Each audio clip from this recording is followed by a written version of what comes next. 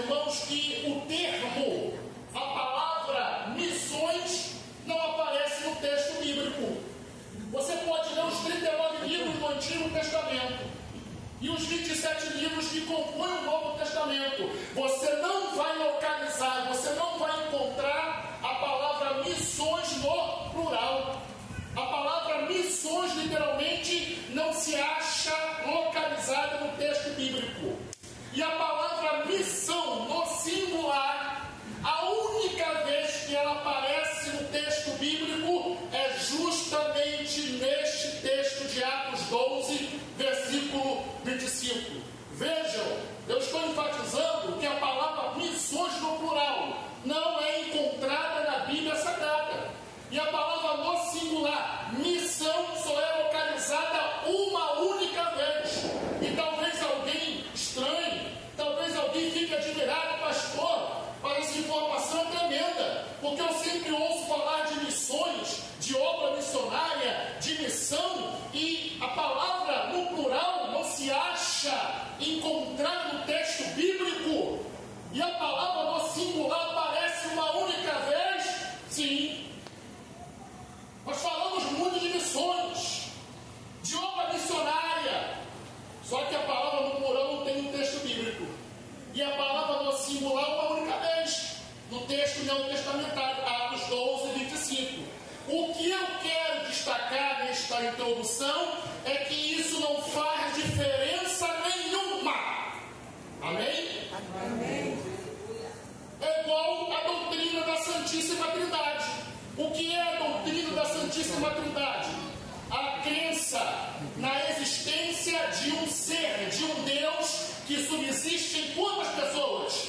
3 pessoas: Pai, Filho e Espírito Santo. Você pode ler a Bíblia de Gênesis até o livro de Apocalipse. Você pode ler os 66 livros do cânon sagrado. Você também não vai encontrar, não vai visualizar, não vai localizar a palavra Trindade, literalmente falando. O termo Trindade não é encontrado no texto sagrado, mas a doutrina, ela é descrita de Gênesis ao livro de Apocalipse. A palavra Trindade, literalmente falando, tem na Bíblia? Não, mas a doutrina, o ensino, tanto no Antigo quanto no Novo Testamento. Se você for ler o livro de Esther, você vai observar que não aparece nenhuma referência, nenhuma alusão, nenhuma menção sobre Deus. Se você ler o livro de Esther, Deus não é citado. A palavra Deus, que é uma palavra portuguesada, não é citado como Elohim, Adonai, El Shaddai, Jeová. Você não vai encontrar o nome de Deus sendo mencionado no livro de Esther.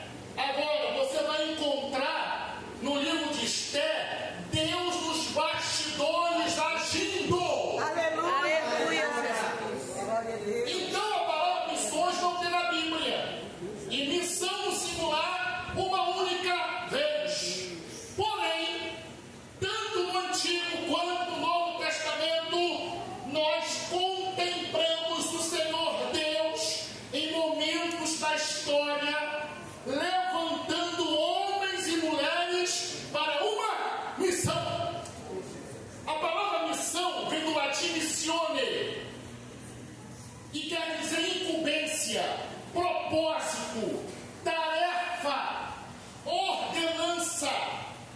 Missão quer dizer isso. Missão é um propósito, é uma ordenança, é uma meta. Quando alguém diz assim: olha, eu tenho uma missão para você, olha, eu recebi uma missão, missão dada, missão cumprida.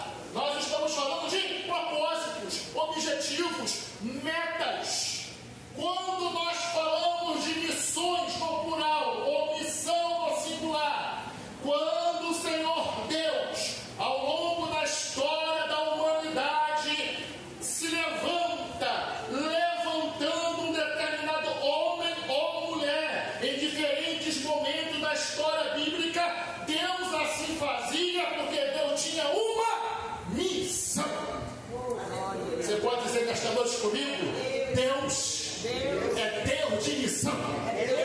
missão. Você não vai encontrar a palavra no texto bíblico, mas você vai encontrar Deus em diferentes momentos da história, levantando alguém com uma missão.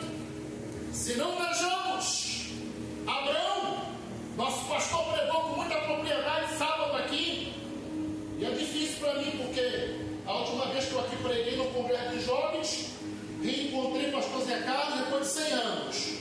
Já fiquei nervoso, preguei nervoso, esqueci de falar um monte de coisa. Aí domingo, sábado passado, o pastor pregou aqui, grande pregador, e é difícil, né? Porque geralmente o pastor é mais doutrinador. Ó, a igreja, valoriza o pastor Marcos, hein? Pastor pregador, não é em todas as ocasiões, não, não é toda igreja, não, hein? Só em Tribobó. Glória a Deus, aleluia. Você vai encontrar Deus dando uma missão para Adão. Adão falha na missão. Deus deu uma missão para Adão. Adão não pode falar. Missão dada, missão cumprida. Pelo contrário, ele devia ter dito: missão dada, missão não realizada. Mas em Gênesis 12, Deus dá uma missão para Abraão, pai das alturas.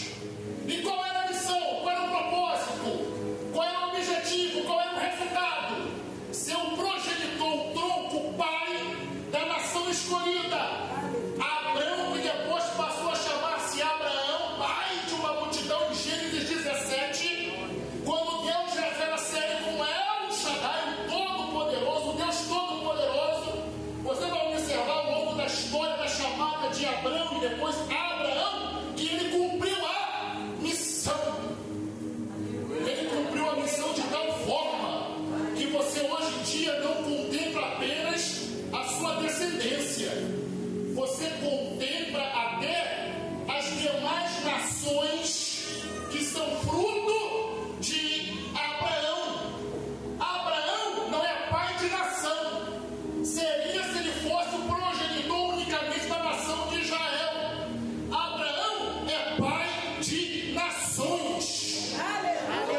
Ele é o tronco do povo israelita, mas ele é tronco, ele é o progenitor, ele é pai das civilizações islâmicas. Você vai ver o Senhor Deus chamando, entregando uma missão a um homem chamado Moisés, tirado das águas. Missão, propósito, meta. E qual era o propósito, qual era a missão que Moisés recebeu? Lá no Monte Horebe, quando Deus revela-se a ele pela primeira vez através de uma sarça ardente que não se consumia. Vale destacar, senhores, que Moisés estava trabalhando para o seu sogro Jetro. Qual era a missão que Moisés recebera de Deus no Horebe? Ele deveria liderar, ele deveria libertar seus irmãos da escravidão do Egito.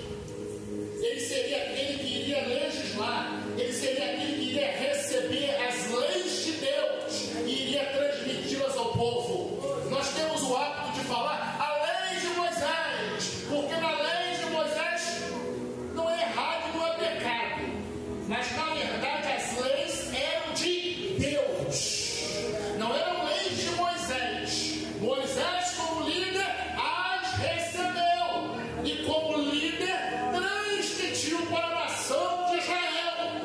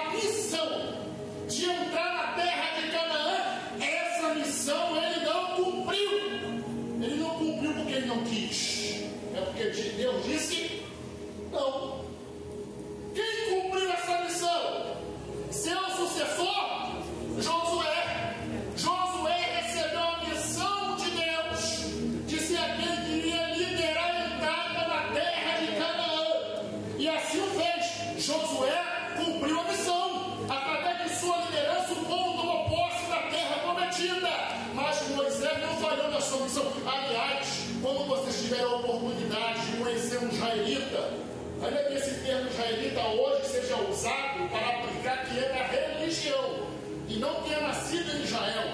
Hoje o termo que eles usam é israelense. Quando vocês conhecerem, tiverem a oportunidade de conversar com israelense, alguém que nasceu em Israel, descendentes de israelenses, pergunta a eles: quem é maior, Moisés ou Josué? Os três principais personagens do Antigo Testamento que o povo de Israel mais admira, ainda que eles não refiram seu Antigo Testamento desta forma. O que nós chamamos de Antigo Testamento, eles chamam de lei, Torá. Você pode ter alguma confusão com o israelense. Não é Antigo Testamento, Velho Testamento, velho? O nosso Deus não tem mais aliança conosco, não? O que isso parece de Velho Testamento? É Torá, lei. Os três personagens que o povo de Israel mais admiram: primeiro, Abraão, porque é o pai. Israel começa através dele. Segundo, Moisés, porque é o libertador, grande homem de Deus, que teve uma nação durante 40 anos. Terceiro, Davi. Deixa eu dar um salto aqui na pregação. Veja que homens que receberam uma missão de Deus no período veterotestamentário, alguns falharam, como por exemplo Adão, outros realizaram, outros cumpriram, como Abraão, como Moisés, Josué. Lembra do profeta Samuel, ainda novo? Samuel, Sansão, João Batista. São poucos personagens na Bíblia Sagrada que eram nazireu. O que é um nazireu? A palavra quer dizer separado ou consagrado. Uma pessoa que era nazireu, ela era privada de muitas situações. E uma das situações que a pessoa era privada era justamente cortar os cabelos. O termo que é usado é rapar a navalha. A questão de Sansão, a sua força não está em seus longos cabelos. Isso é brincadeira, ainda que alguns achem que tenha uma veracidade. Mas de fato, por ele ser nazireu, ele não podia cortar os seus cabelos.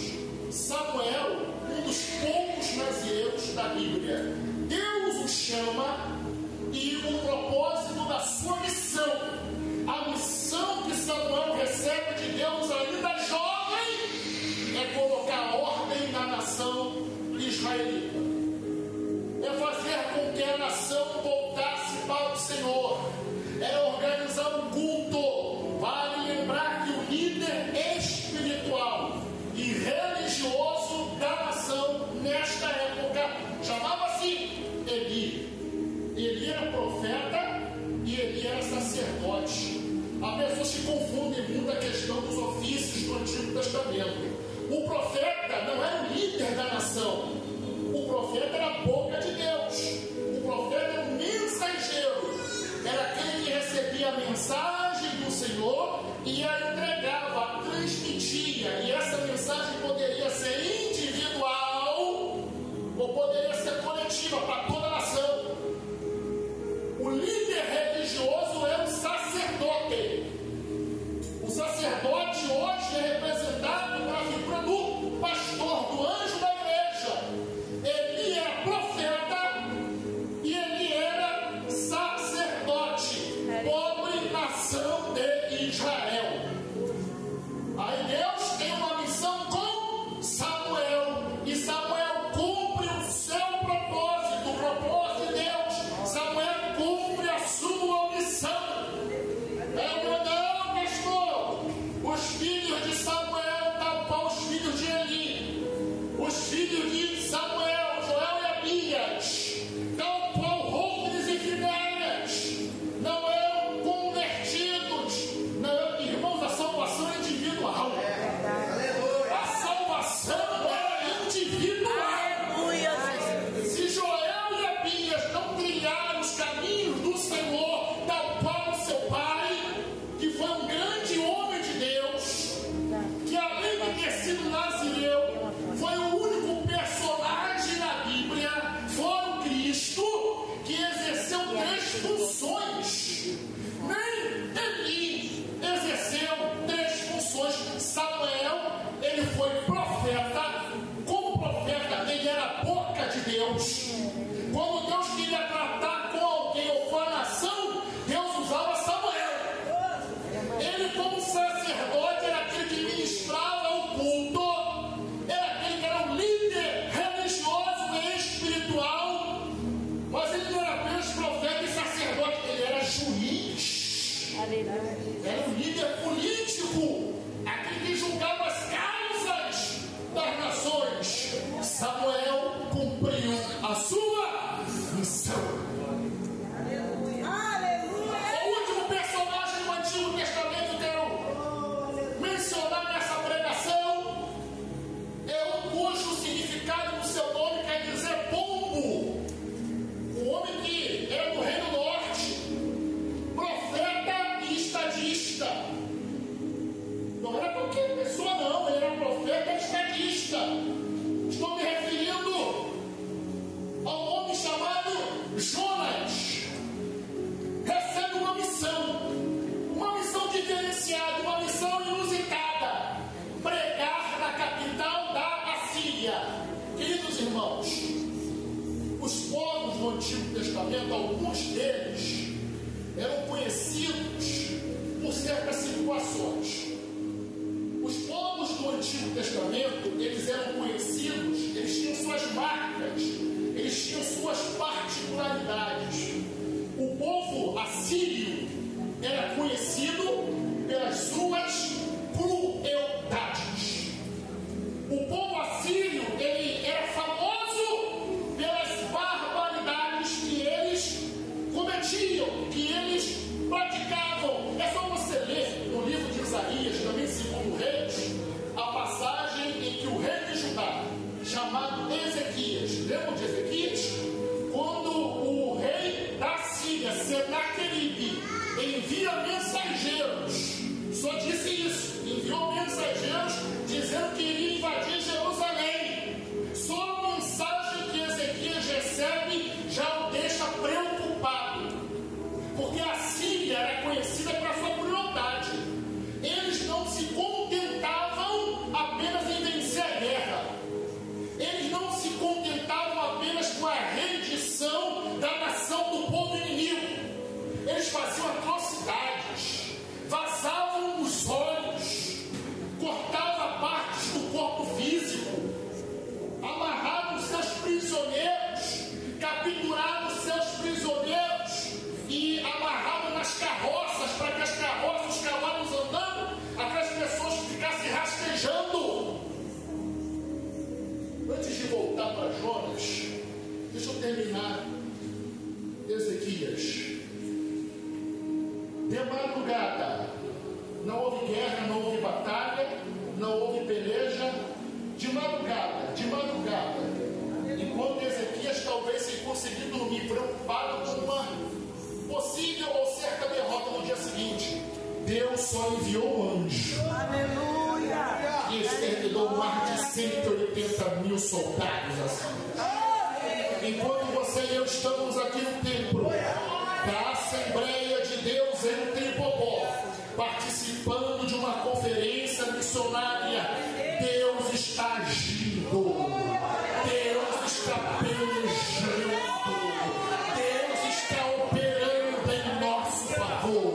Nós não estamos aqui para pedir bênção, nós estamos aqui clamando pela obra missionária, nós estamos aqui clamando por aqueles que estão no campo, nós estamos aqui clamando pelas nações, pelas almas perdidas, pelas almas que estão afastadas do caminho do Senhor. Talvez existam pessoas aqui que estão aqui no templo adorando o Senhor, ouvindo a sua palavra, mas o coração está preocupado, entristecido, com o filho afastado, com o marido nos caminhos errados. Deus sabe das nossas necessidades, Deus sabe das nossas angústias, Deus sabe das nossas preocupações. Enquanto nós estamos aqui no templo adorando o nome do Senhor, eu acredito na ação divina, eu acredito na intervenção do Todo-Poderoso em nossas vidas.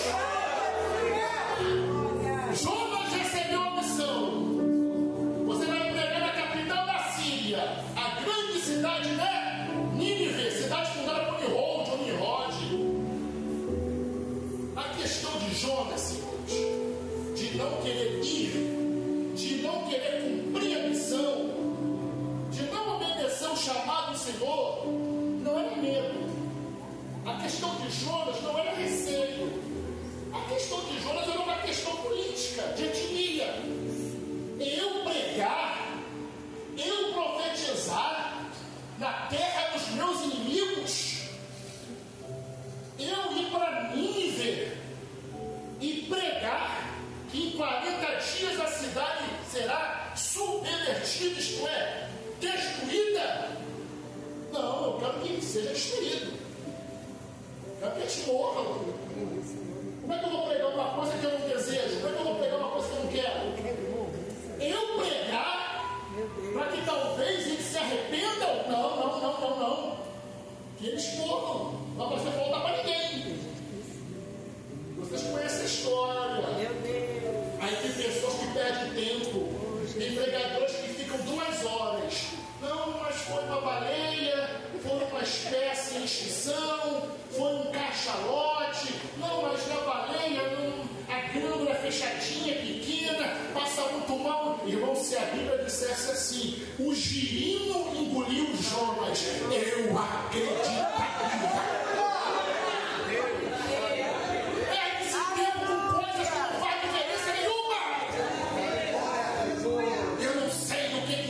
Estava escrevendo ali na areia.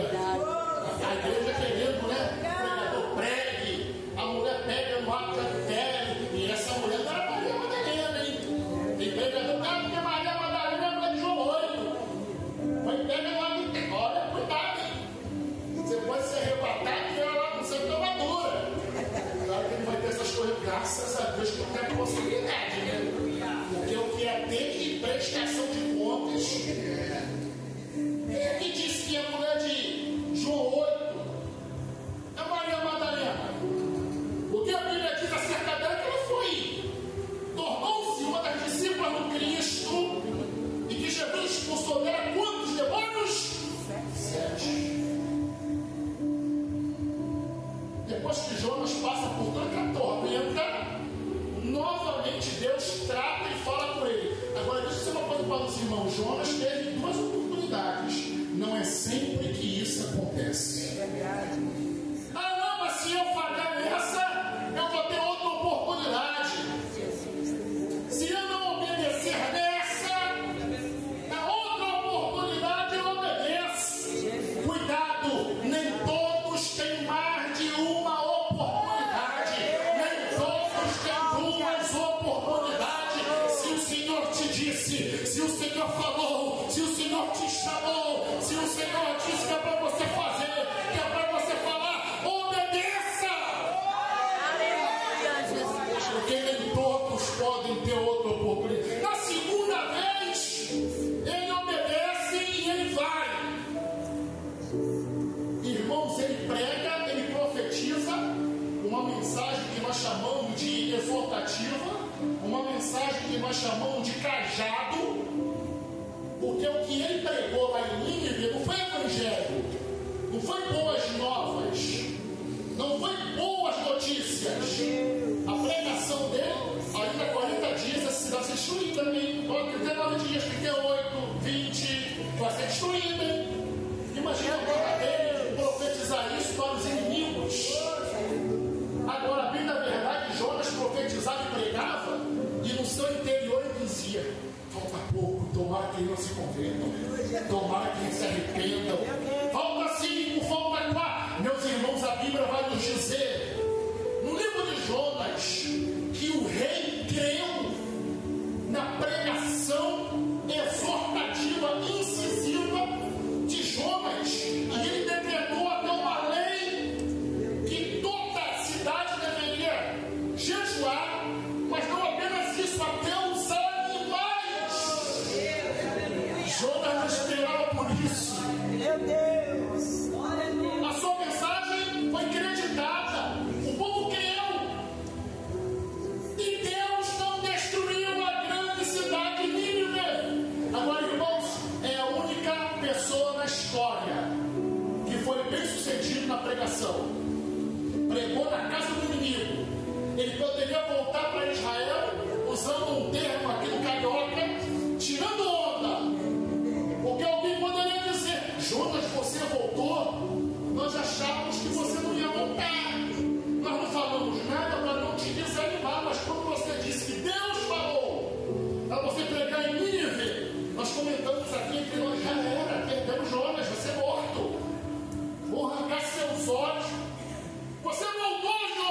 vitórias. Mas com certeza você não cumpriu ou cumpriu a missão. E o povo acreditou. E Deus não o destruiu. É o primeiro pregador na história da humanidade. Não é na Bíblia não, na história da humanidade. Que foi bem sucedido e achou ruim. Agora, mesmo com esse comportamento dele, ele cumpriu a missão. Eu citei exemplos do Antigo Testamento. Ainda que no Antigo Testamento não apareça a palavra missões e nem missão no singular. Vamos para o Novo Testamento. No Novo Testamento, principalmente através da igreja primitiva, o livro de Atos dos Apóstolos, vocês sabem muito bem que muitos rotulam esse livro, dizem que esse livro poderia chamar-se Atos do Espírito Santo, porque você vai ver o Espírito Santo a partir do capítulo 2 até o último capítulo, influenciando e inspirando os apóstolos. E para quem gosta de curiosidade bíblica, o livro de Atos dos Apóstolos, assim como o Evangelho, segundo escreveu São Mateus, são os dois maiores livros do Novo Testamento. Ambos possuem 28 capítulos. Quando você lê os 28 capítulos de Atos, você está vendo, você está estudando, você está lendo os 30 primeiros anos da igreja. Os 28 capítulos de Atos narram-nos as três primeiras décadas da igreja do Senhor Jesus Cristo. E uma coisa que você vai observar no ministério terreno de Jesus, que perdurou aproximadamente 3 anos e meio, que após a sua morte, e é bom nós destacarmos que quando Jesus morre no domingo, ele não vai diretamente aos céus, ele permanece aqui na terra por quantos dias?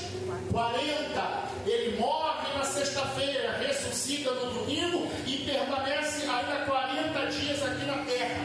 Nesse período de 40 dias, ele surge, ele sempre aparece aos seus discípulos de forma esporádica, isto é, de quando em vez ele aparece aos seus discípulos e a mensagem que ele traz aos seus discípulos é sempre a mesma mensagem, é a mesma ênfase. Por exemplo, em Mateus 16, 19, ele vai dizer: ide e ensinai as nações, batizando-as em nome do Pai, do Filho e do Espírito Santo. Aí Marcos 16, 15, ele aparece novamente, já ressurreto. Em uma outra ocasião ele vai dizer: ide por todo o mundo e pregai o Evangelho a toda criatura. Percebam, em Mateus 28, 19, o verbo ensinar, no original quer dizer didache ou didaquê.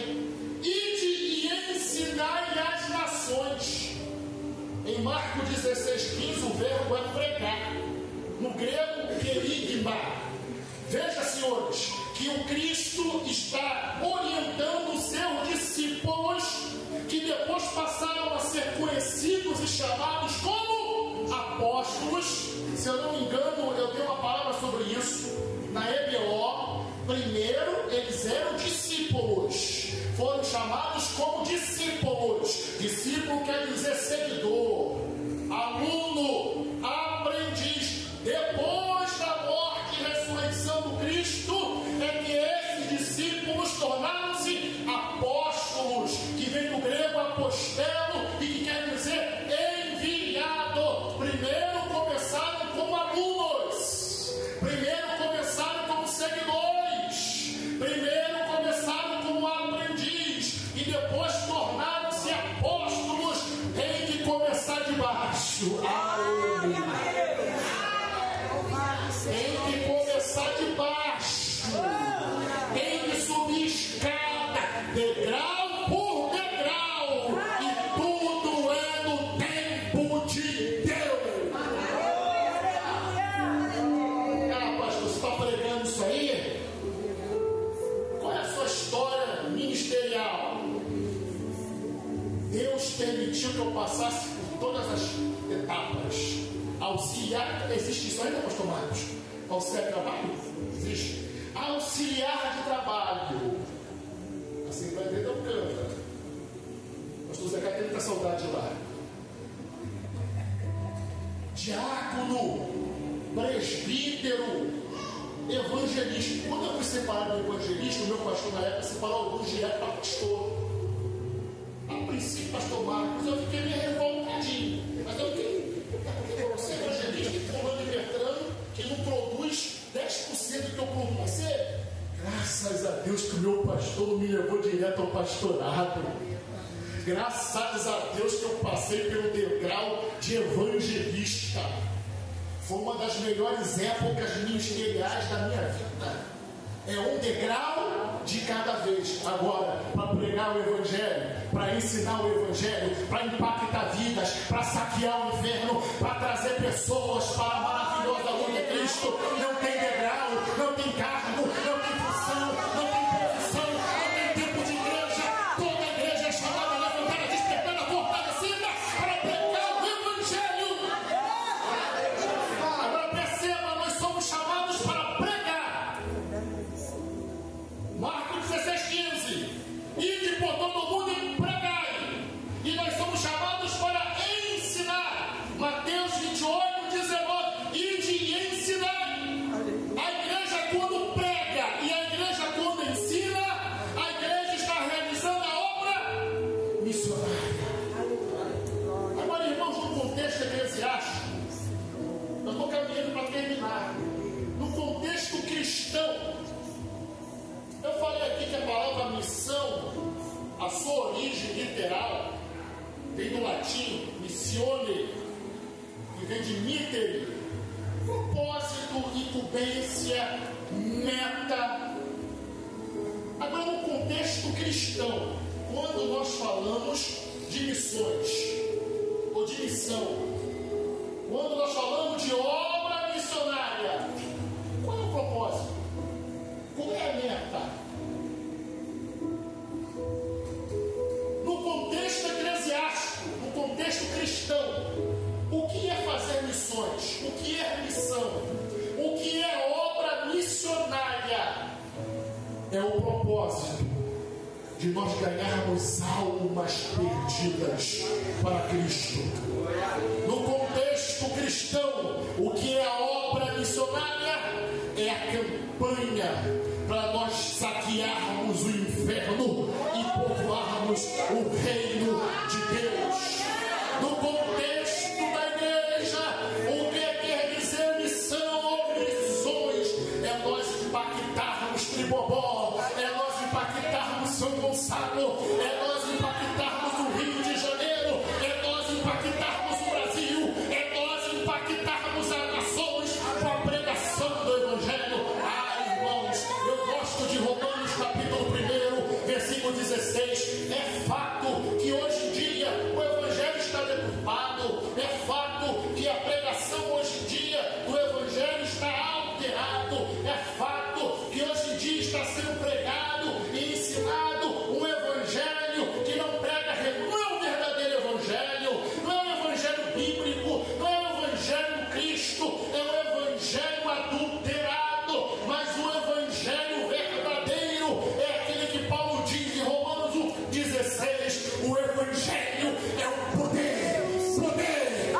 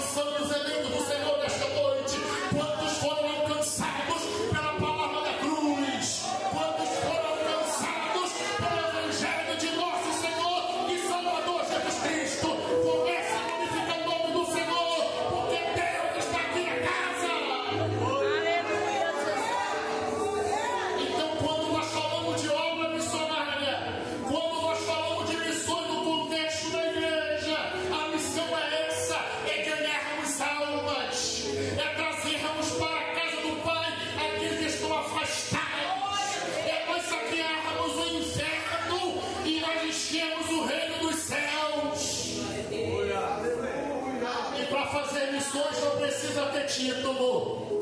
Para fazer missões não precisa ter função ministerial.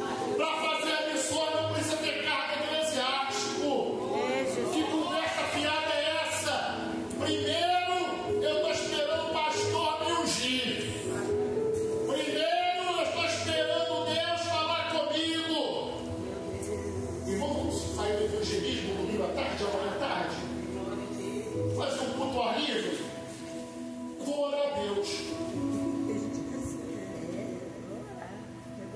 Vou visitar uns irmãos que estão afastados, desanimados. Eu faço tudo de baixo oração. Eu vou orar hipócrita fariseu. Verdade, meu Deus. Hipócrita fariseu. Pregar aqui em cima do púlpito tem até briga. Não aqui, porque aqui é a igreja de convertidos. Mas em muitos lugares tem competição, tem rixa, tem facção, tem partidarismo. Pregar no altar todos querem. Irmãos, pregar aqui é pregar no altário. A pregação, o culto, faz parte da liturgia. Tem louvor, tem cânticos, tem orações, tem pregação. A pregação faz parte da liturgia do culto. O culto tem duas partes principais. A primeira parte é da igreja direcionada a Deus.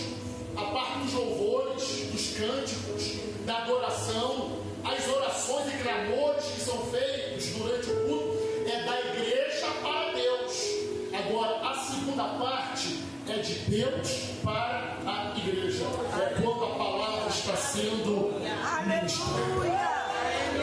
Oh, meus irmãos, que o Espírito Santo de Deus nesta noite, de 14 de setembro, possa encher o seu coração, possa te conscientizar, possa te inflamar, que Deus nesta noite possa derramar sobre a sua vida uma unção, que você não se conforme em ver seus familiares longe da casa do Pai, que Deus derrame sobre nós uma unção, que você e eu não venhamos achar normal, nossa família está longe de Deus, afastada dos caminhos. É assim mesmo, não é assim mesmo não. Eu vou pregar, eu vou ensinar, eu vou orar, eu vou interceder, eu vou dobrar os meus joelhos, eu vou ver meu filho na casa de Deus, eu vou ver os meus netos na casa de Deus, eu vou ver minha esposa servindo novamente ao Senhor, eu vou ganhar minha vizinhança,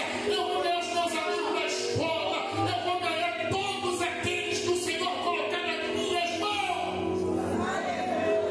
Ah, pastor, mas eu não tenho sabedoria, pastor, não tenho eloquência, pastor, eu terminei o segundo grau. Ah, irmãos, um dos maiores pregadores, um dos maiores ganhadores de alma é um homem chamado Moody. Quem é que já ouviu falar de Moody? Eu poderia citar tantos outros, mas o Espírito Santo lembrou-me dele nesse momento. D.L. Moody só ganhou 1 milhão de almas, só 1 milhão de almas. Quem é que é o professor de escola dominical? Levanta as mãos. Às vezes está lecionando lá, mas um domingo de manhã, essa rotina há 10, 5 anos, dando aula para uma classe, eles fingem que estão entendendo e eu finjo que estou ensinando. Claro que aquilo acontece isso na escola secular. É mais um domingo de manhã, não tendo professor, vou lá. Professores de escola dominical. Às vezes, aquele que está lá na sua classe, que todo domingo você ministra, que todo domingo você ensina a palavra de Deus, aquela vida que Deus colocou nas suas mãos como professor de escola dominical, aquela vida ali pode ser uma vida preciosa no futuro.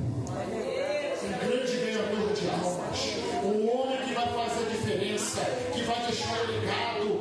Às vezes professores, tias que trabalham com criança, acham que é só mais uma criança, é mais um filho de um irmão da igreja. Às vezes aquela criança vai fazer a diferença, vai ser um grande homem de Deus, vai ser uma grande mulher de Deus. Eu quero trazer essa palavra aos professores de escola dominical. Deus está me colocando para isso.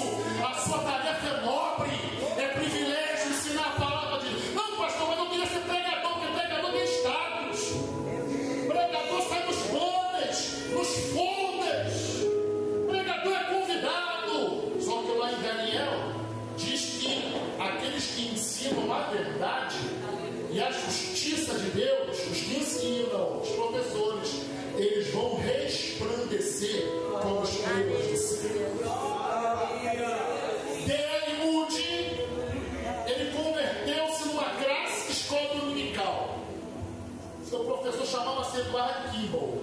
D.L. Moody ganhou aproximadamente 1 milhão de almas para Cristo. Glória a Deus. O livro Heróis da Fé de Orlando Palmer menciona D.L. Moody.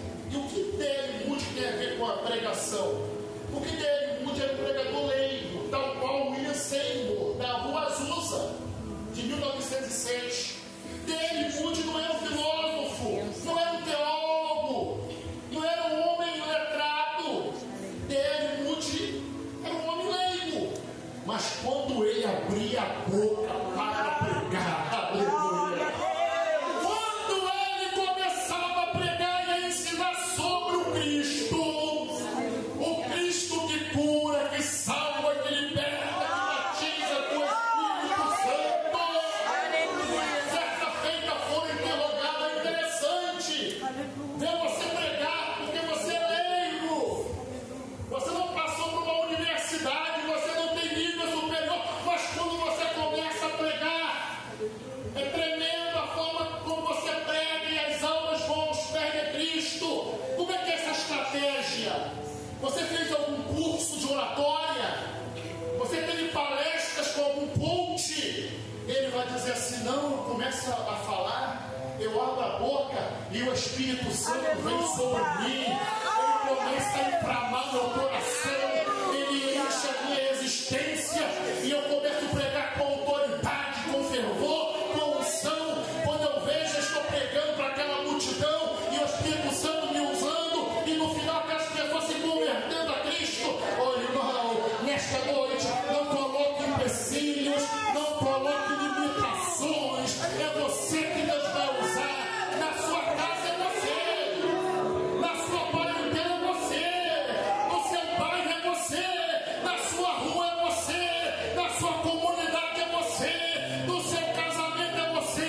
É você que Deus conta, é você que Deus vai usar. Eu quero profetizar nesta noite que todo impedimento, que toda barreira, que todo levante de Satanás para tentar frear a sua pregação, para colocar desânimo na tua boca, para colocar frustração, no nome de Jesus nós repreendemos.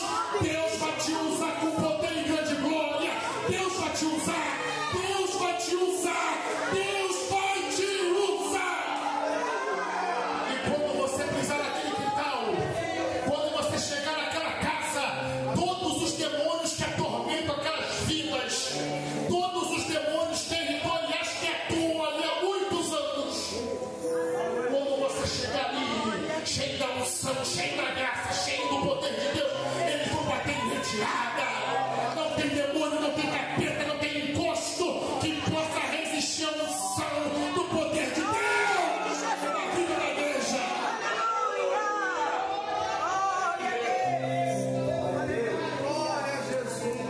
Eu achei muito pertinente a colocação da diaconisa da oração. Deus não precisa de você. Quem falou isso? Cadê a irmã diaconisa?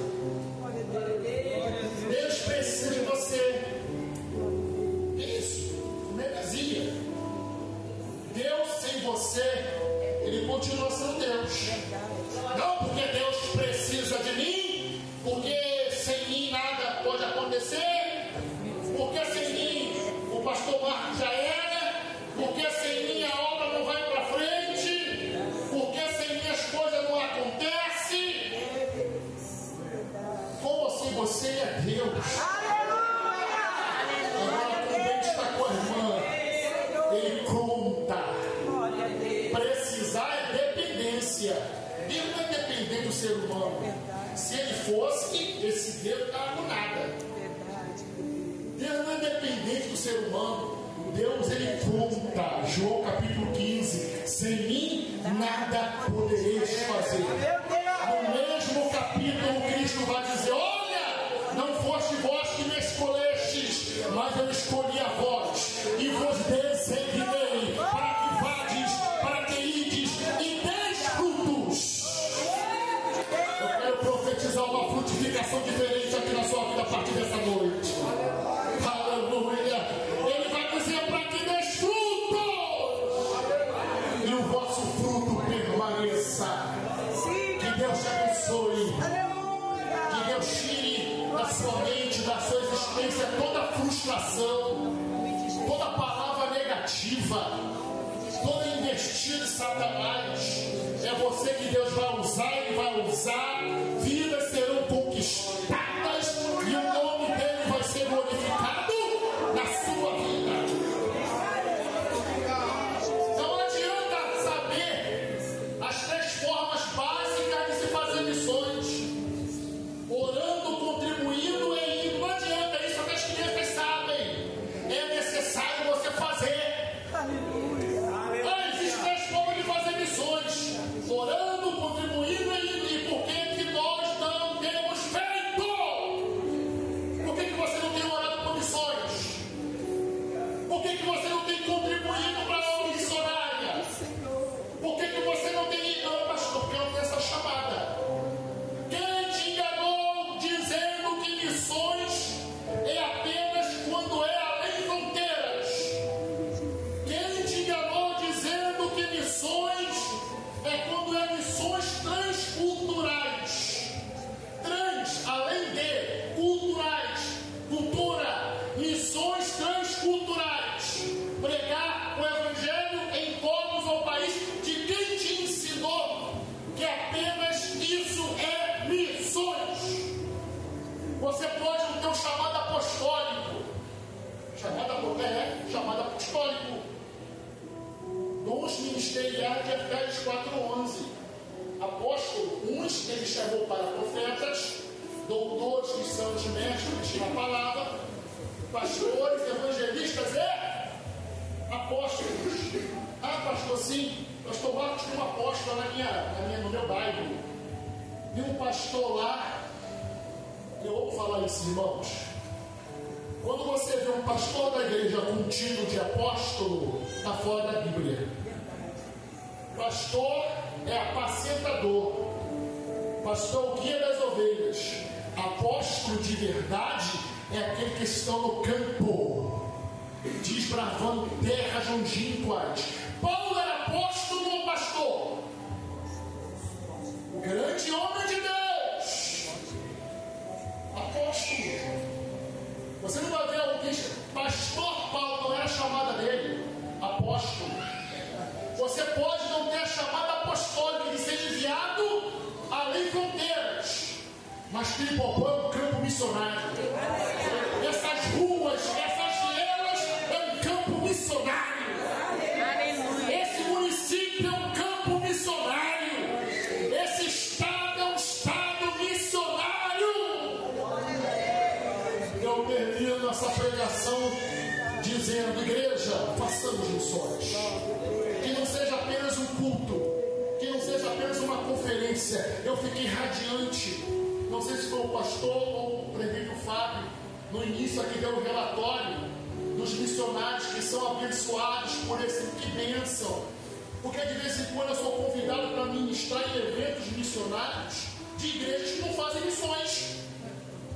Não fazem missões, não investem em missões, não ajudam culto de missões. Por quê? A igreja aqui ajuda, faz. Não.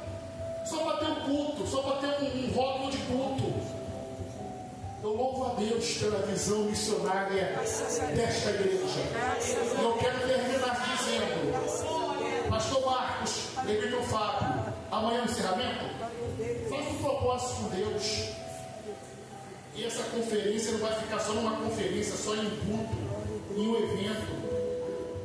Hoje não dá porque o culto está terminando, mas amanhã faz um propósito com Deus agora, nesse momento, de amanhã você trazer pelo menos uma alma para o mundo. Vou fazer um desafio, você e Deus. Faz um propósito com Deus amanhã no encerramento da conferência missionária. Não é trazer crente, não. Deixa o crente no culto dele lá. Amanhã tem culto, é igreja dele. Vamos o pessoal pensar que você não é crente e dizer: olha, eu não trouxe.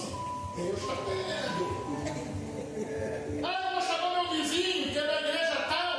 Não, o vizinho da igreja tal. Chama o vizinho que não é crente.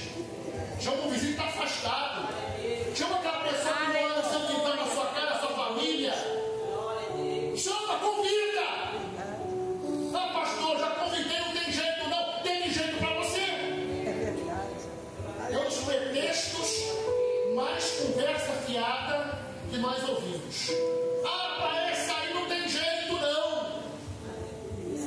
chama o Espírito Santo, João 16:8, confessar o pecado da justiça e do juízo, é porque você quer ganhar aquela alma com seus méritos, com as suas palavras humanas.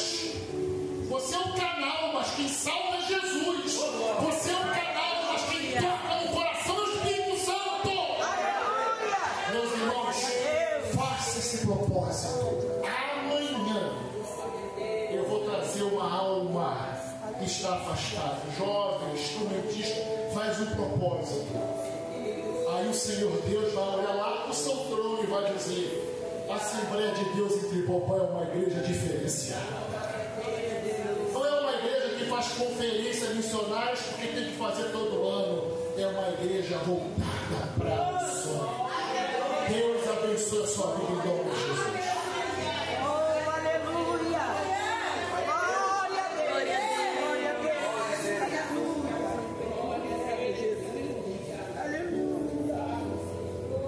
Meus irmãos, manda quem pode, obedece quem tem juízo. Vamos ficar em pé?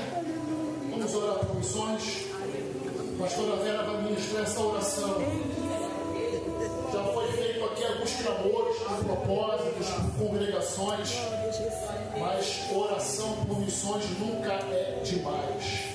Nessa oração, você pode apresentar aquela pessoa que já está na sua mente, que você vai convidar, que você vai mandar uma mensagem para ser a pessoa que você vai trazer aqui amanhã.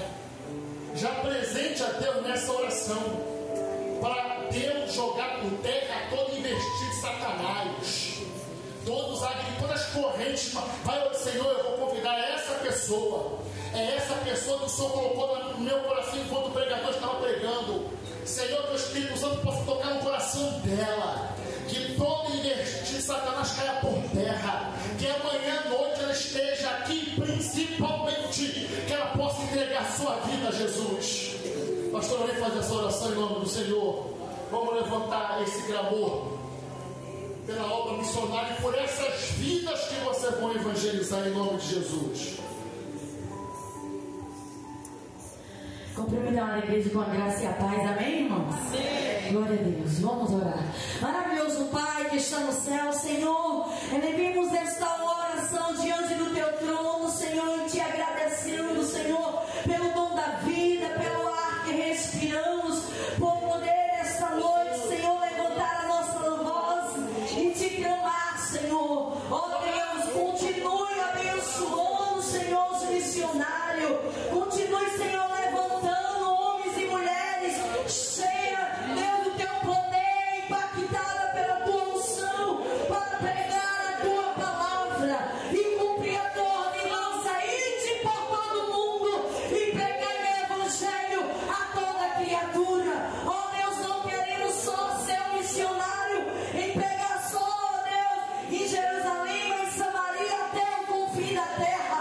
Senhor, nesta hora, Senhor, continue abençoando, entrando nos lares, salvando, libertando toda obra contrária, Deus, que tem aprisionado esta vida, que nesta noite seja quebrado todo mal jogado por terra.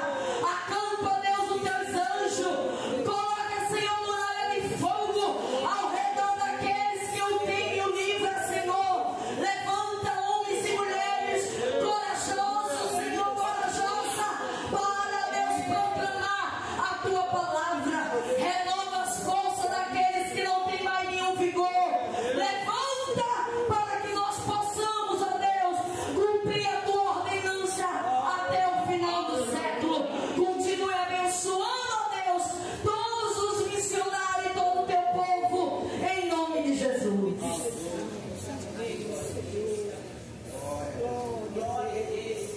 Louvado seja o nome do Glória a Deus.